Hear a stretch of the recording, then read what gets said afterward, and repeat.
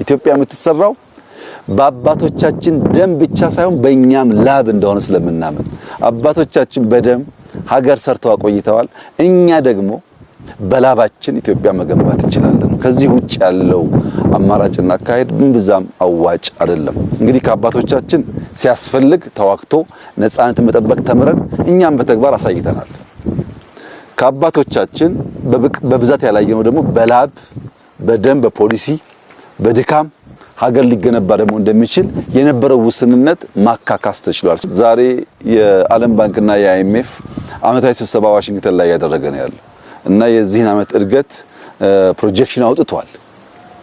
በአፍሪካ ውስጥ ቁጥር 1 ከፍተኛ እድገት ያላት ሀገር ኢትዮጵያ ናት። ከፍተኛ ቁጥር 1 በአፍሪካ በእነሱ ግምት ከ9% በላይ እድገት የምታረጋግጥ ብቸኛው ሀገር ኢትዮጵያ ናት።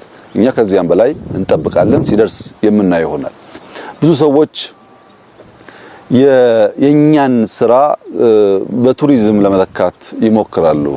እንደዚህ መሳሳት ጥሩ አይደለም። ፖሊሲዎቻችን ስትራቴጂዎቻችን በደንብ ማየት ጠቃሚ ነው።